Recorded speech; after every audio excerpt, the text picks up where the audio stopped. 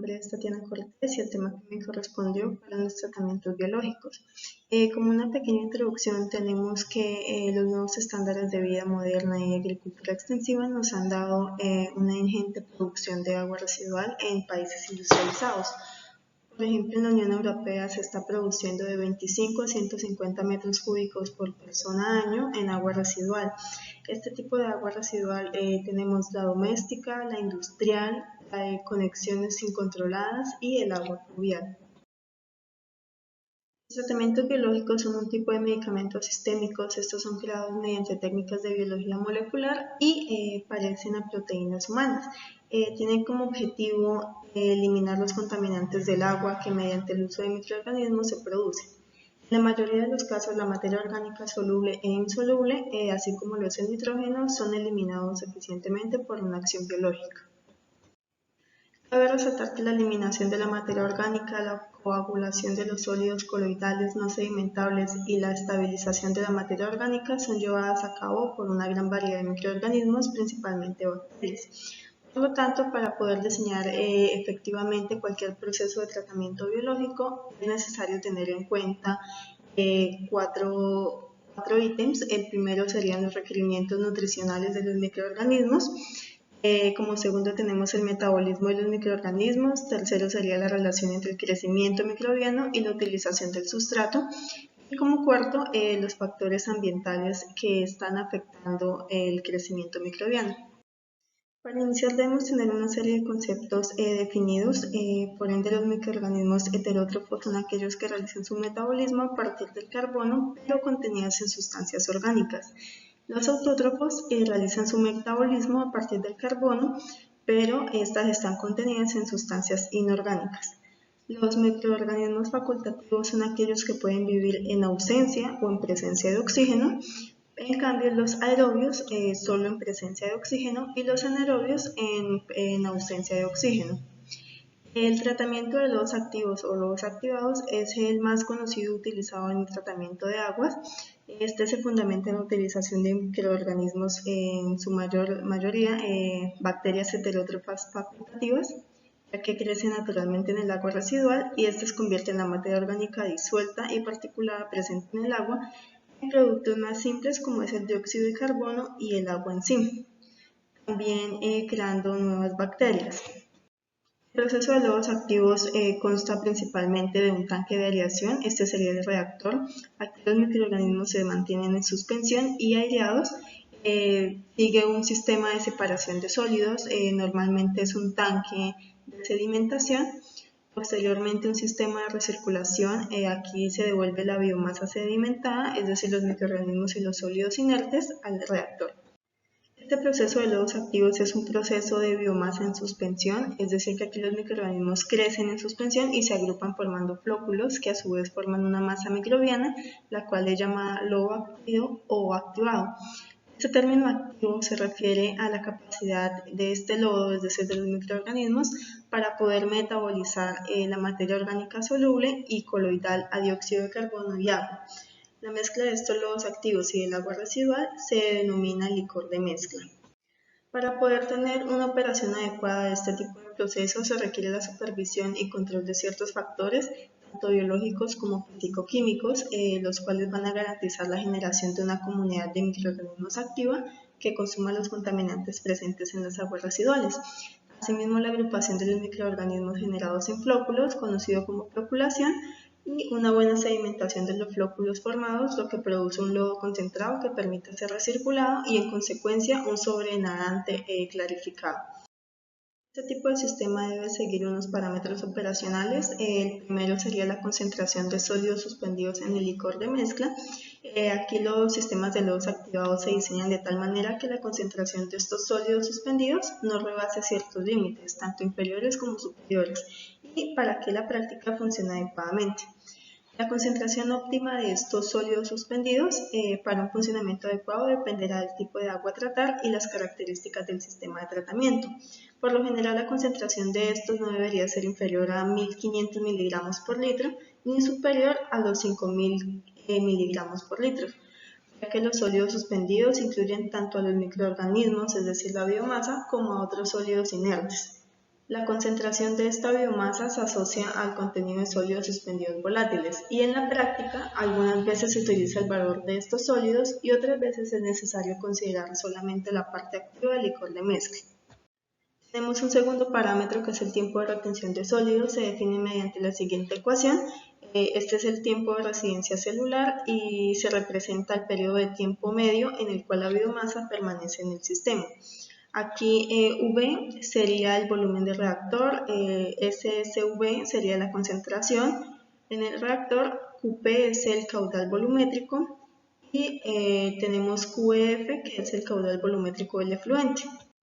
Este parámetro es uno de los más importantes a tener en cuenta, ya que el diseño, como en la operación de los sistemas de lodos activos, en condiciones satisfactorias de operación, cuando el licor de mezcla presenta una buena floculación y sedimentación, el valor de los sólidos suspendidos en el licor de mezcla, el efluente suele ser bajo. Estos son valores típicos inferiores a 15 miligramos por litro y por lo tanto el tiempo de retención de los sólidos se controla mediante la purga de lodos. Como tercer parámetro está la carga orgánica y la relación alimento-microorganismos. Esta es la velocidad de carga orgánica expresada, la tasa o velocidad con la que los nutrientes, es decir, los contaminantes, entran al sistema. En la mayoría de las plantas depuradoras se considera la concentración de DQO o DUO en el efluente del sedimentador primario, pero en aquellas plantas que no contienen sedimentadores se considera directamente la concentración de entrada a la planta. Tenemos como cuarto parámetro el nivel de oxígeno disuelto. Aquí los microorganismos presentes en el licor de mezcla necesitan oxígeno para poder oxidar los contaminantes presentes en el agua residual. Aquí entra en un papel muy indispensable el operador de la planta de tratamiento, ya que es el que va a supervisar siempre la concentración del oxígeno disuelto en el reactor aerobio. Así se asegura que el oxígeno es suficiente para llevar a cabo el proceso de los lodos activos y la concentración de oxígeno disuelto siempre es mayor que 0. Si la concentración de esta es baja, la velocidad de consumo de contaminantes también será baja. Por lo general, la concentración mínima de oxígeno disuelto en el tanque de aireación se debe mantener entre 1 y 2 miligramos de oxígeno por litro, pero en algunos casos, es decir, en los sistemas con nitrificación, este puede estar entre los 2 a 4 miligramos de oxígeno por litro. Los valores superiores a 4 miligramos de oxígeno por litro apenas van a mejorar la operación, pero aumentan considerablemente los costos de operación. En cuanto a la sedimentabilidad del licor de mezcla, este es un parámetro clave a vigilar en el proceso de los lodos activos, ya que una mala sedimentabilidad dará lugar a una mala calidad del efluente del proceso. Por otra parte, la ecología del licor de mezcla se basa en la observación rutinaria del licor de mezcla mediante un microscopio, ya que este proporcionará información revelante sobre las condiciones de los microorganismos presentes en los lodos activos. Los flóculos presentes en este licor están compuestos por millones de microorganismos que incluyen bacterias, hongos, levaduras, protozoarios y nematodos. Para mantener una operación exitosa que garantice la calidad del efluente en un sistema de lodos activos, se debe prestar mucha atención a los parámetros anteriormente mencionados y de acuerdo a estos valores se decide un modo de control del proceso. Existen varias opciones principales de control del proceso. Estas varían en función del tipo de planta depuradora y del tipo de agua residual a tratar. Aquí se van a detallar los principales enfoques para el control de un proceso de lodos activos. Tenemos la regulación de la tasa de recirculación de lodos. Esta estrategia de operación consiste en mantener la concentración de lodos activos en el reactor aerobio que permita alcanzar el grado de tratamiento requerido. Por lo tanto, este enfoque se centra en el caudal de lodo que se recircula desde el sedimentador secundario hasta el reactor aerobio. En cuanto a la regulación de la tasa de la purga de lodos, es el más utilizado en las plantas de tratamiento de lodos activos. Este se fundamenta en que el tiempo de retención de sólidos del sistema se debe mantener mediante la eliminación del exceso de lodo producido en el mismo. Aquí se van a mostrar los valores típicos en el tiempo de retención de sólidos en los sistemas de lodos activos. La cantidad de lodos activos purgados efectuará a la calidad del efluente, la velocidad del crecimiento de los microorganismos, el consumo de oxígeno, la sedimentabilidad del licor de mezcla, a la cantidad de nutrientes requeridas y a la posibilidad de tener nitrificación en el sistema. El objetivo de esta estrategia es que la cantidad de lodos activados en el proceso permanezca lo más constante posible. Esta condición se conoce como estado estacionario y es una condición deseable para la operación de la planta depuradora. Si vamos a llevar esta estrategia a la práctica, esta solo se logra cuando las condiciones de estado estacionarias se alcanzan solo aproximadamente, ya que existen fluctuaciones típicamente asociadas a la naturaleza y a la variación del caudal del influente que llega a la planta.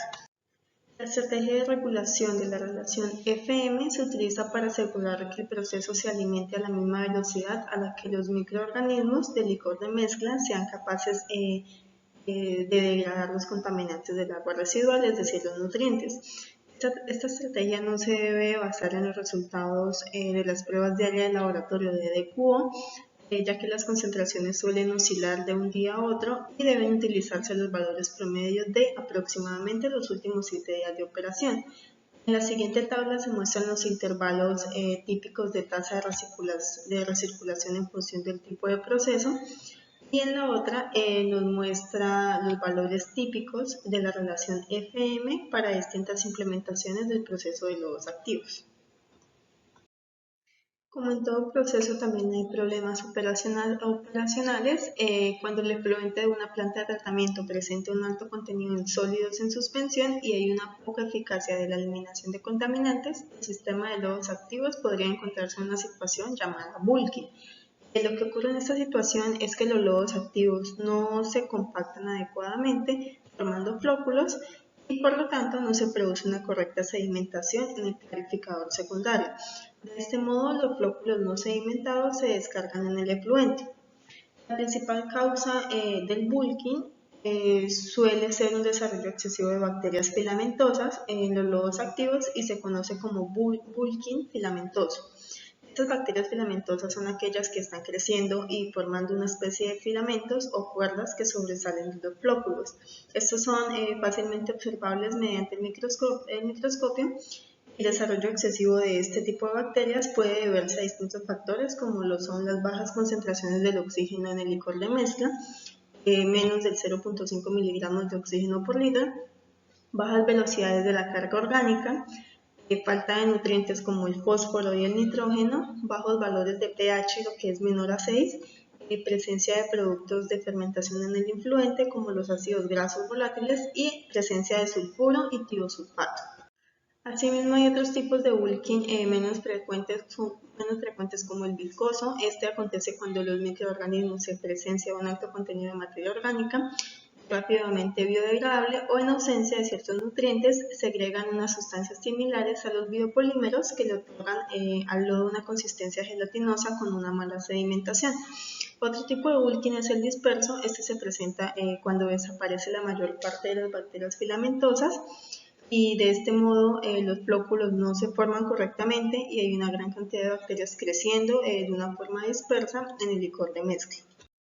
Otro de los problemas operacionales que se presentan en este tipo de tratamientos es la formación de espumas o también llamadas fenómenos de foaming. Es otro de los problemas que suelen ocurrir. Este se basa en que cuando las espumas se forman en el reactor aerobio y tienen un color marrón, suelen ser causadas también por bacterias filamentosas. Estas espumas densas no son más que aglomeraciones de bacterias empujadas hacia la superficie por las burbujas de aire, debido al exceso de aireación, y son favorecidas por la presencia de materia grasa en el reactor. Pero pues no todas las espumas son consecuencia de la acumulación de bacterias filamentosas, ya que a veces aparecen estas espumas de color blanco durante el proceso del reactor en momentos de exceso de carga orgánica en el influente o cuando hay presencia de detergentes o tensioactivos en el agua residual. Para controlar los episodios de formación de estas espumas, las medidas que se suelen tomar es instalar sprays de agua en las zonas sensibles al foaming y disminuir la TRS y la aireación. Otro de los problemas operacionales es el déficit de alcalinidad en aguas residuales industriales. Aquí la alcalinidad del agua residual está relacionada con su poder tampón y viene dada principalmente por la presencia de iones hidroxilo, carbonatos y bicarbonatos. Ayuda a confrontar las variaciones del pH que pueden tener lugar cuando un influente está acidificado o cuando la propia reacción biológica produce acidificación. Como norma general, la cantidad típica de alcalinidad requerida en un agua residual para mantener el pH es aproximadamente en 7. que se considera neutro, entonces debe estar entre 70 y 80 miligramos por litro. Se tienen distintas fuentes de alcalinidad disponibles en el mercado, como es el bicarbonato sódico, el carbonato sódico con un kilogramo equivalente de 53, el carbonato cálcico, el hidróxido sódico y la lechada de cal con un kilogramo equivalente de 28. Otro problema es el déficit de materia orgánica en las aguas residuales industriales. Aquí el déficit de materia orgánica es un problema típico en los sistemas de eliminación biológica de nitrógeno, que surge cuando el agua residual tratada no contiene suficiente materia orgánica para llevar a cabo el proceso de desnitrificación. En esta situación es necesario añadir una fuente externa de carbono orgánico. En algunas ocasiones los microorganismos presentes en los lodos activos pueden estar sometidos a los llamados periodos de hambruna. Esto es si hay un déficit de nutrientes, es decir, de contaminantes, y en el influente del sistema, o sencillamente si hay periodos en los que no hay agua residual a tratar. En el tratamiento de aguas residuales urbanas suelen ocurrir por las fluctuaciones de caudal y composición de las mismas. En las industriales, los periodos de hambruna se producen durante las paradas de las plantas de tratamiento por mantenimiento o incluso durante el periodo vacacional. Alternancia secuencial en las plantas de tratamiento menos de todo esto que he dicho. Representaciones. En cuanto a las alternancias secuenciales de contaminantes en el agua residual, estas a menudo se producen variaciones en la composición del efluente, ya que dicha composición está sujeta a la variabilidad de los procesos de producción en las industrias. Esto puede superponer un problema a la hora de implementar un proceso biológico, como es el proceso de lodos activos, ya que los microorganismos están expuestos a una alternancia secuencial de contaminantes. Además, estos episodios de alternancia de contaminantes pueden aparecer en el agua residual, compuestos tóxicos o inhibitorios para los microorganismos, típicamente presentes en este tipo de agua. Y la presencia de estos compuestos dará lugar a una disminución de la eficacia de eliminación del proceso de lodos activos e incluso su completo deterioro. Para finalizar, una alternativa al proceso de lodos activos para este tipo de tratamiento de aguas es el uso de biomasas aerobias granular, ya que esos son sistemas en los que la biomasa, en lugar de permanecer en suspensión, forman un conglomerado de bacterias junto con el material inerte. Por ende, estos conglomerados se denominan gránulos aerobios, y estos se caracterizan por tener un diámetro mayor a 0.2 milímetros y una gran sedimentabilidad menor a 50 mililitros por gramo. Su estructura permite tener una estratificación de distintos tipos de bacterias en un mismo gránulo.